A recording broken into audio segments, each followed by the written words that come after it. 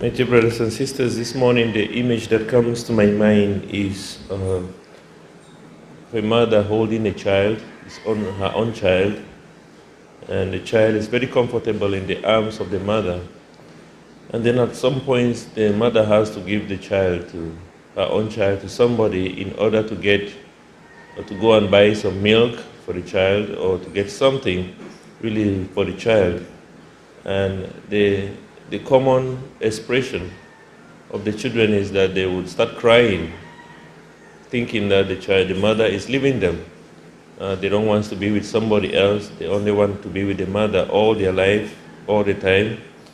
But the mother has to do something else for the good of the child. The mother has to go and get a bottle of milk. He has to go and get food. He has to go and get different things, maybe the clothing, or to put water on the fire, or all those things. But all that is doing for the child. But the child does not want that. The child always wants to be with the mother. But if the child is always with the mother, then the mother will never do anything. The mother at some point has to leave the child in order to get something for the child.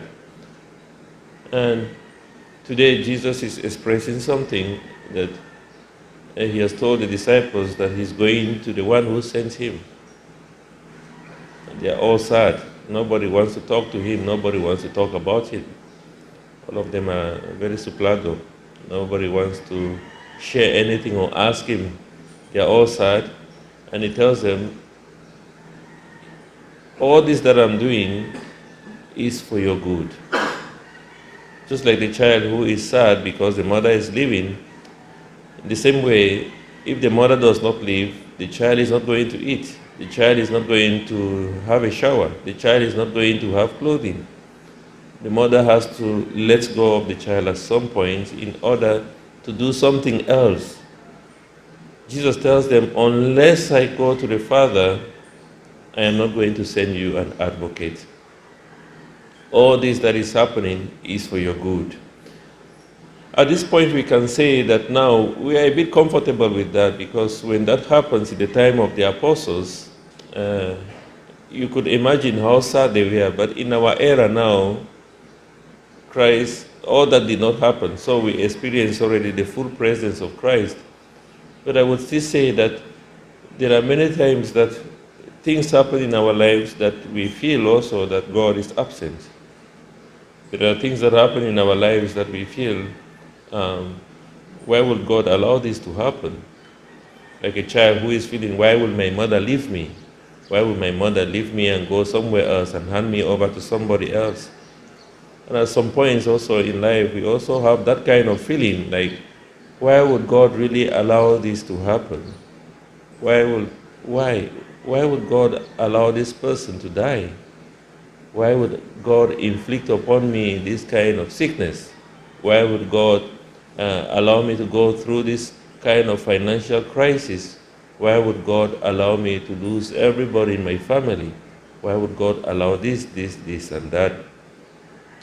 And Jesus gives one answer. He says, all this is happening for your good.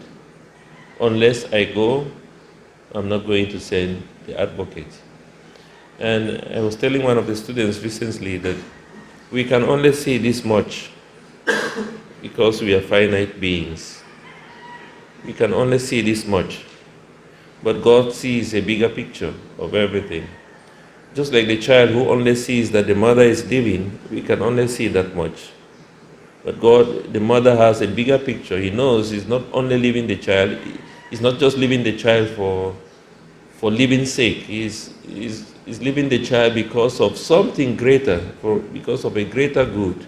He has to get milk, he has to go for shopping, he has to do some laundry and all that, and all for the good of the child. But the child can only see this much. And that much is that the mother has left me. That much is that, why am I going through this?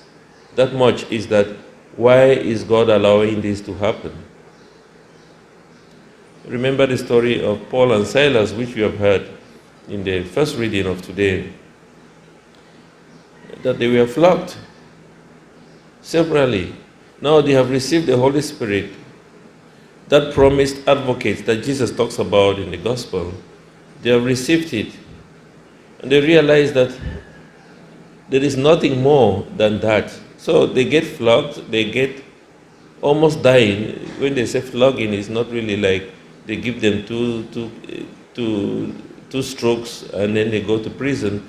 They flog them to die instead. Just think about the scourging of Jesus at the pillar. That is how it happens for Paul and Silas. And the next thing, they throw them in prison. Maybe they die there, that is not the problem. And even in their pain, you would expect them to say, God, why have you abandoned us? God, why did you allow this to happen to us? God, are you still there? And all that. But instead, they begin to praise and worship God. In the midst of their pain, they begin to praise and worship God. Rather than complaining, they turn their focus on God and they begin to praise and worship Him.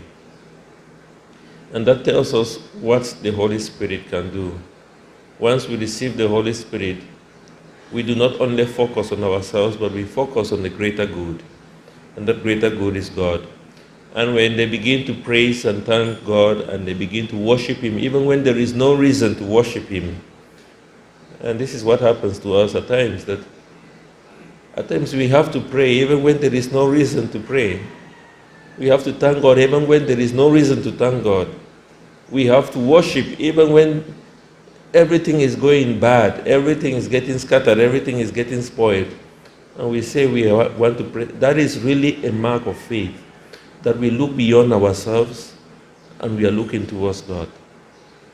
Once we focus our attention on God, then great things can begin to happen in our lives. That even when we go through difficulties, we do not end with those difficulties, but we keep our eyes focused on Him who has promised to love us, on Him who has promised to be with us until the end of time.